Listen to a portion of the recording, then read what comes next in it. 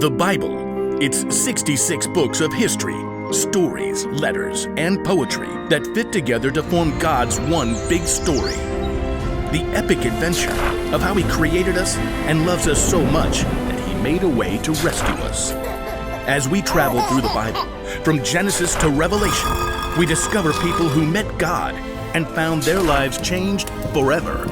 And now for an amazing story, inspired by the book of Matthew, chapter 26, verses 36 through 56. For months, the Jewish religious leaders had been plotting to silence Jesus. He called us pretenders, snakes!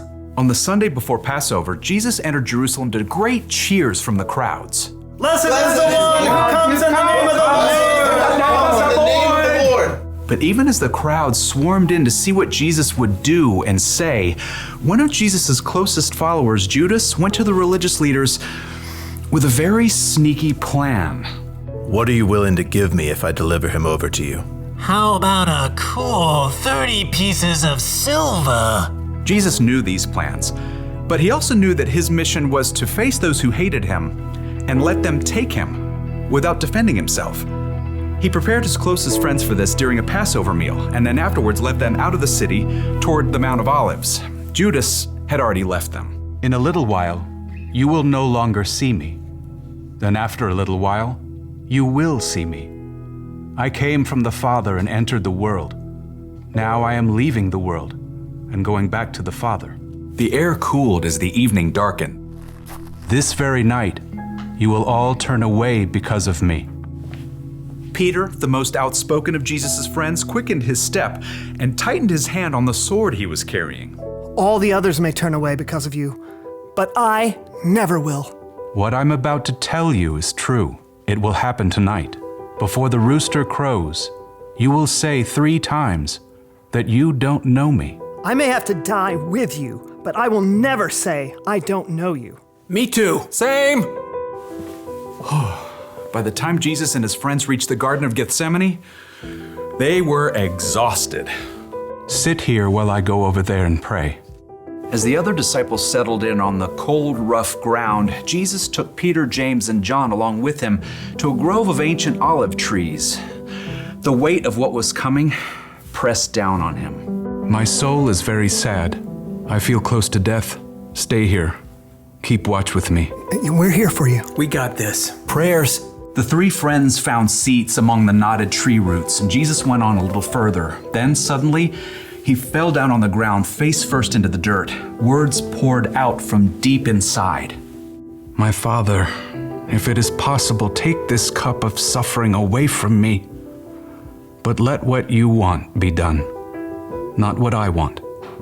After a short time, Jesus returned to his friends. They had all fallen into restless sleep. Jesus touched Peter's arm.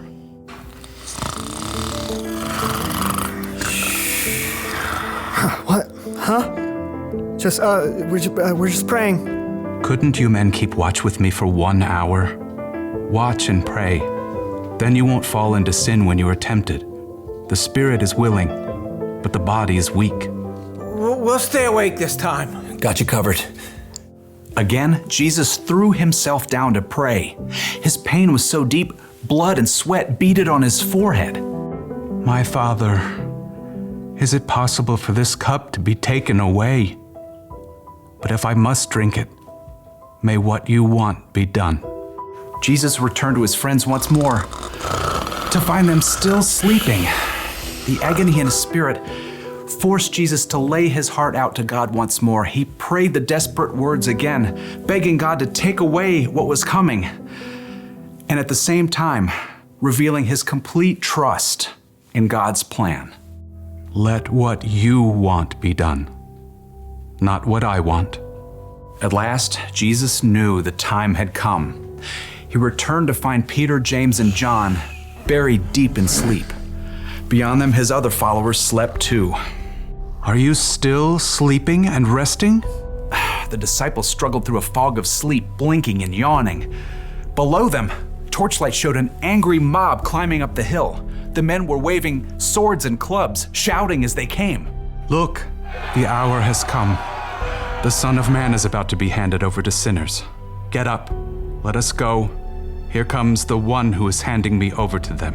Jesus' friends staggered to their feet, and Peter clutched his sword. As the mob marched closer, they could see the man in front of the mob. It was their friend Judas. Judas? What are you doing? The mob had been sent by the Jewish religious leaders. Judas had already explained to them that he would greet Jesus with a kiss, so they would know exactly which man to arrest.